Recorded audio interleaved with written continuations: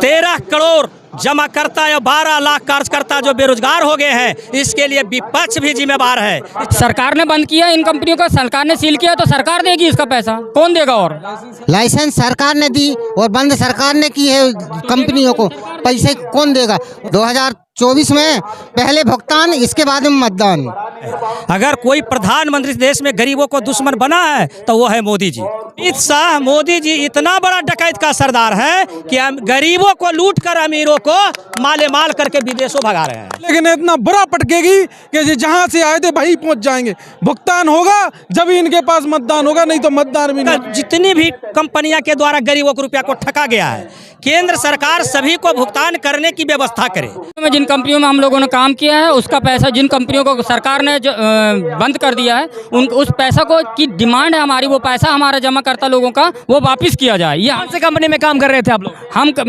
मेरा स्वयं जो मैं कर रहा था उसका नाम था ADB credit cooperative society.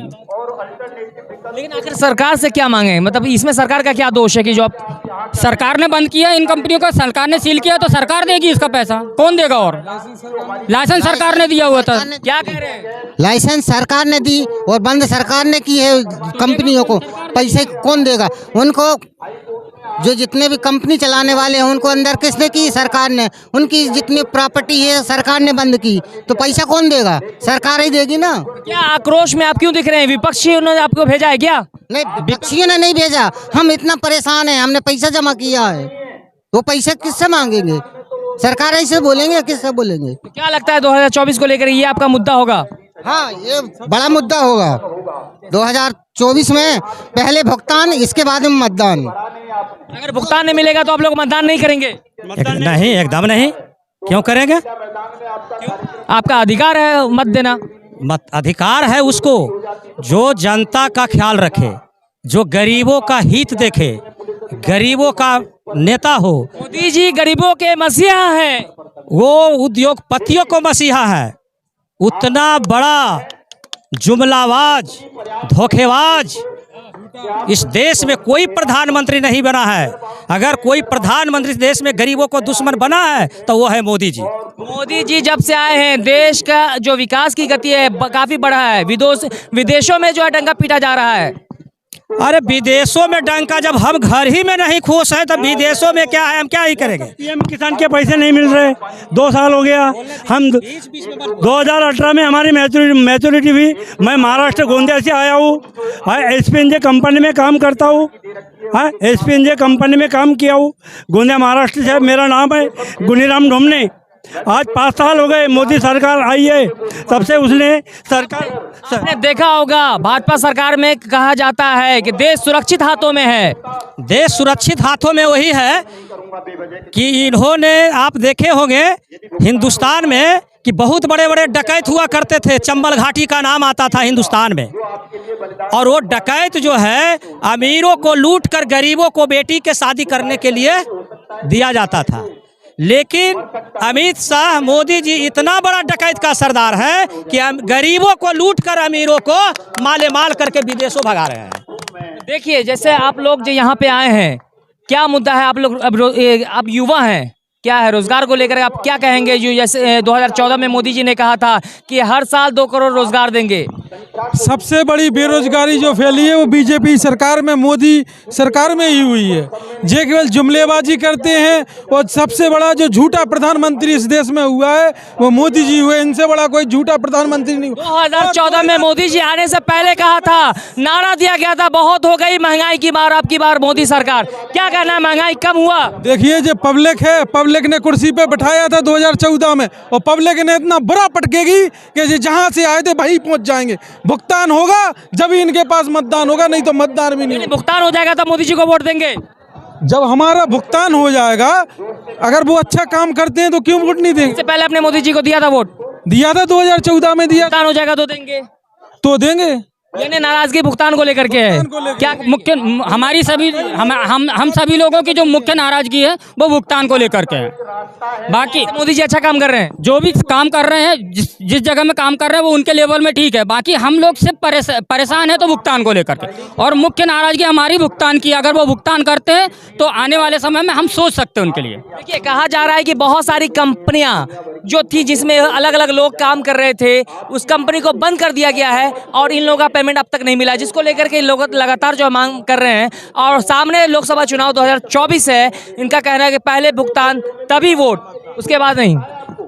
Hindustan में जितनी भी कंपनियां आज तक आई, माने लाखों कंपनियां, और उसका लाइसेंस केंद्र सरकार देती है, चाहे वो किसी की सरकार हो, क्योंकि वह कंपनी लाइसेंस पर ही पब्लिक के बीच जाता है। और हम जैसे ये जो पढ़ा लिखा नौजवानों को उसमें सपना दिखा करके ज्वाइनिंग करा के हम दो लोगों से गरीबों के द्वारा रुपया लेता है, तो कहीं न कहीं सरकार दोषी है। तो जितनी भी हिंदुस्तान में कंपनियां हैं, सभी का जितनी भी कंपनियां के द्वारा गरीबों को रुपया को ठगा गया है, केंद्र सरकार सभी को भुगतान करने की व्यवस्था करे। अगर सभी गरीबों का रुपया को अगर भुगतान कर देते हैं तो हम लोग जो है मोदी को वोट देने के लिए कोई परेशानी नहीं है। इसलिए हमको कोई राजनीति से मतलब नहीं है, हमको चाहिए यहाँ के गरीबों की भुगतान।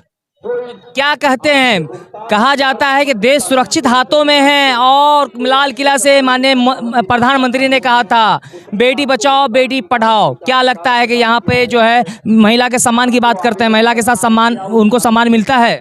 देखिए, बेटी पढ़ाओ बेटी बचाओ के वो नारा दिए थे, और एक दिए थे जो, और उसकी दिखाई आपको जो है मणिपुर दे रहा है कि बेटी बचाओ बेटी पढ़ाओ। कितना बेटी बचाया जा रहा है कि आज तक इस दुनिया में कोई का सरकार में नहीं, अंग्रेज के जब गुलाम देश था उसके बाद भी लंगम लड़कियां को नहीं घुमाया जाता था, लेकिन मोदी के सरकार में मणिपुर में औरत को लंगा घुमाया जा रहा है। देखिए, मणिपुर की घटना जो है वो 4 मई की बताई जा रही है, लेकिन जब वीडियो काफी दिनों के बाद वायरल होता है तब FIR होता है, और जो वीडियो वायरल करने वाले पर भी FIR होता है। यानी इसका क्या मतलब है कि क्या वीडियो वायरल नहीं होना चाहिए, इस बात को दबा देना चाहिए? नहीं, वीडियो वायरल होनी चाहिए, कार्रवाई होनी चाहिए, लेकिन उसमें देखा कार्रवाई होनी चाहिए वीडियो वायरल करने वाले को। नहीं, अगर हम वीडियो बनाएंगे नहीं तो वो जितने जो वो लोग उपद्रवी थे, लोफड़ गुंडे मावाली थे, वो तो और दूसरे लोगों को करता। वीडियो बनाने वाला का कोई गलती नहीं है, बल्कि और उसमें हजारों को भीड़ दिखाया गया है। कार्रवाई 4 गो पर क्यों? हजारों लोग दोषी है। क्या उस हजारों भीड़ में किसी ने बचाने का कोशिश किया?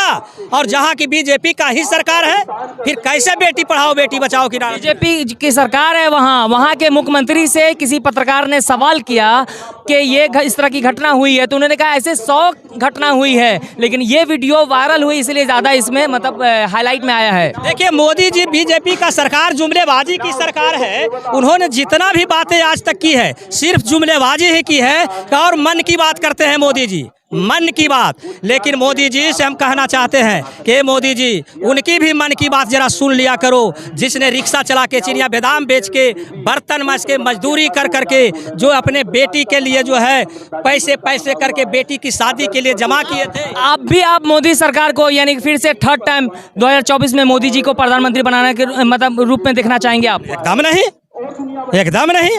हम ऐसे को सरकार चाहेंगे कि जो गरीबों की सरकार हो, जो गरीबों को सुने। गरीबों की सरकार नहीं है ये अमीरों की, उद्योगपतियों की सरकार है। और उसका प्रमाण है कि सुब्रत राय पर लगभग 2000 केस।